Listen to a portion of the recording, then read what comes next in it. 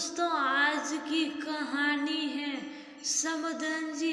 पहले 10 लाख दे दे तभी रोके की रस्म होगी। दोस्तों, कहानी शुरू करने से पहले अगर आपने हमारे चैनल को अभी तक सब्सक्राइब नहीं किया हो तो कर लीजिए ताकि आपके पास पहुंच सके हर नया वीडियो। क्या हुआ, कई बात बनी क्या? अविनाश जी सोफे पर आकर निढाल होकर बैठ गए। जब सरला ने दोबारा पूछा तो उन्होंने नई में सिर हिलाया। बेटी गीता के ब्याह को लेकर दोनों पति पत्नी आजकल परेशान थे। जहाँ जाते कहीं दहेज की मांग अधिक होती, कहीं लड़का पसंद नहीं होता, कहीं खाने पीने वाला होता, कहीं गीता के रंग को लेकर बात बिगड़ जाती। वैसे तो गीता बहुत शांत, सुशील, समझदार और पढ़ी लिखी थी, लेकिन रंग थोड़ा कम था, इसलिए लड़के वाले सीधे नकार देते। सांवली सलोनी तीखे नाक नक्शे थे उसके, पर रूप के बाजार में रंग आड़े आ जाता। सरला तो कभी फूट फूट कर रोती, कैसे होगा बेटी का ब्याह। एक जगह अखबार में विज्ञापन देख कर ही आगे बढ़े थे पिता अविनाश जी। खूब तैयारी करके गए थे। तय हुआ होटल में दोनों पक्षों की देखा देखी होगी। नियत समय पर होटल पहुंच गए। थोड़ी बहुत बातचीत के बाद लड़की और लड़के को अकेले छोड़ दिया। आपस में बात कर ले, एक दूसरे की पसंद नापसंद जान ले तो बात आगे बढ़ाई जा सकती है। सिर्फ पूछा गया चाय बनानी आती है? ये कैसा सवाल था। लड़का शिक्षित और सुंदर था। माता पिता को अच्छा लगा। घर देखने की बारी आई। अविनाश जी और सरला दोनों गए। बहुत बड़ा मकान। सरला जी की तो आंखें फटी रह गई। वाह, इतना बड़ा घर, बेटी राज करेगी। लेकिन मोह तब भंग हो गया जब 35 कमरे वाले कमरे में एक पर भी बिस्तर सही नहीं था। बस एक दरी बिछा हुआ, चाय के लिए कोयले का चूल्हा जला। आज के आधुनिक युग में भी ऐसा हो सकता है क्या? सरला सोच में पड़ गई। चलो फिर भी बेटी समझदार है, सब संभाल लेगी। लेकिन बात तब खत्म हो गई जब लड़के का पिता तुरंत भारी दहेज की मांग कर बैठा। उसका कहना था पहले 10 लाख दे दे तभी रोके की रस्म होगी। हार कर अविनाश जी और सरला वापस लौट गए। नहीं, ये तो अन्याय है। बड़ा घर होने से क्या हुआ? कपड़े कैसे फटी सर जैसा पहने था और पाप में संपन्न लग रहा था। बाबा आदम जमाने के हैं। सरला ने अपने मन की पूरी भड़ास निकाली। नहीं करनी है मुझे ऐसे घर में बेटी की शादी। एक सप्ताह के बाद दूसरा पड़ाव। घर बहुत सुंदर, आधुनिक साज सज्जा, शिक्षित परिवार, बाहर बाग बगीचे में खूब सारे फूल पत्ती। बहुत पसंद आया था सरला को। लेकिन साधारण बातचीत के बाद फिर दहेज में लाखों की मांग।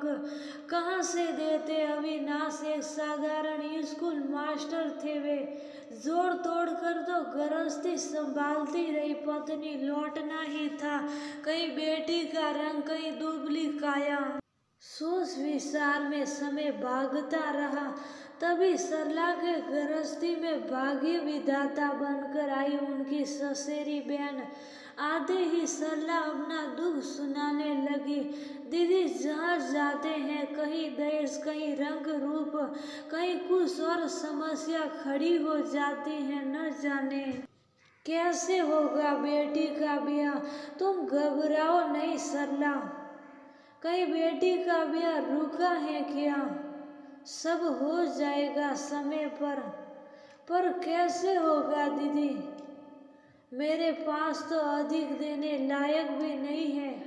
मीरा दीदी ने अपने देवर के साले का रिश्ता सुझाया। लड़का शिक्षित और सुंदर है, उनकी कोई मांग भी नहीं है, परिवार अच्छा है, वह एक प्राइवेट कंपनी में नौकरी करता है।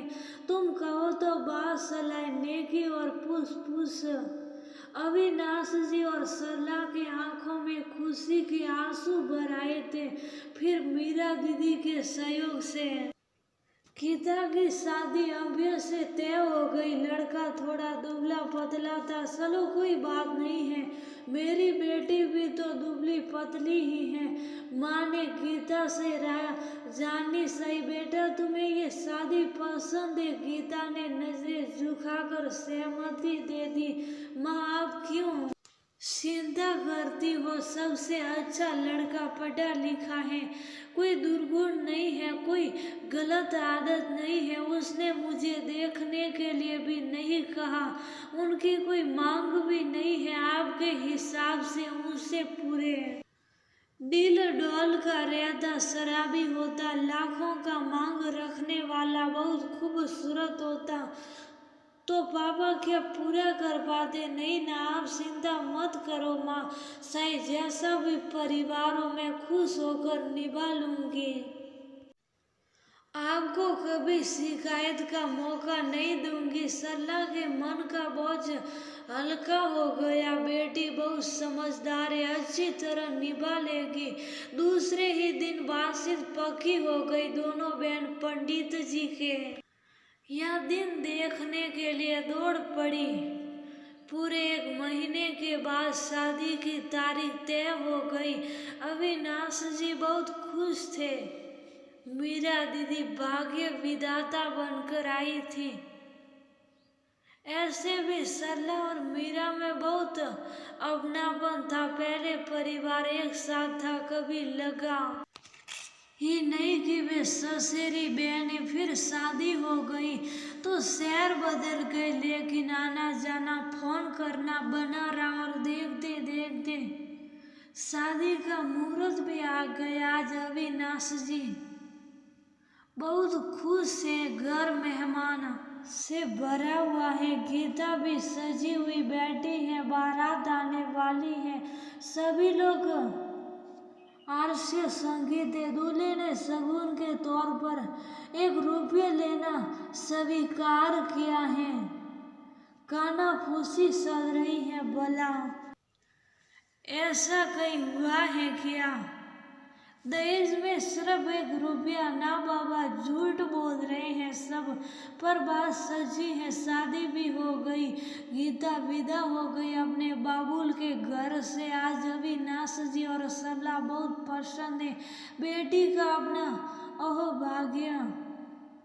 भाग्य विधाता हो तो मीरा दीदी जैसी।